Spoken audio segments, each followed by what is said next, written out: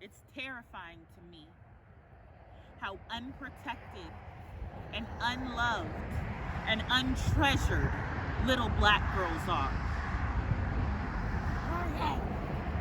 We are simultaneously the group most likely to be the victims of sexual abuse, sex trafficking, most likely to show up on a missing persons poster, but least likely to show up missing on the news.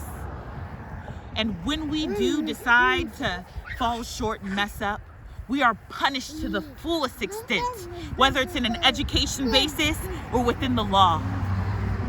Little black girls. Little black girls.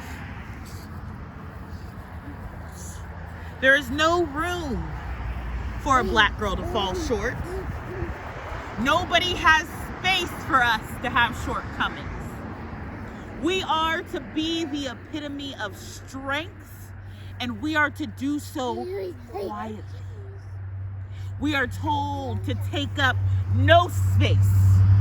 And we are told, little girl, to sit down and know your place. Little black girls are so unprotected. The things that little black girls suffer for, other people get praised for. Let's think about a mass shooter. They can go and be a white male and shoot up an entire establishment and be escorted out and be called a mental health patient.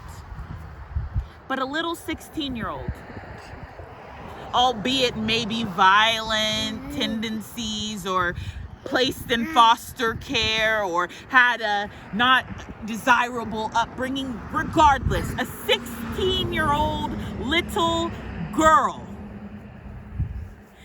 some bullies are coming over to jump her. And what does she do? She calls the police. That alone shows strength, because little black girls are taught not to call the police. But she decided to call for help. And she decided to defend herself in a state that, may I remind you, has a stand your ground law, meaning that if somebody decides to enter your property where you live to harm you, you have the right to protect yourself by any means necessary. And she had a knife. Now, I don't know if you guys have watched the video. I know it's very controversial, and that police officer is hailed as a hero in so many eyes. But what I saw was a police officer giving himself 30 seconds to decide what to do. 30 seconds. And in all his police training, all his highly qualified skills, he decided that the only solution in that moment was not a taser, was not pepper spray, was not to take her down by means of force. The only solution he had was to pull a gun and not fire one warning shot. No, not fire 2 warning shots in her feet, but fire 4 shots right in her abdomen, killing her. That's what a little black girl does when we make a little bit of noise.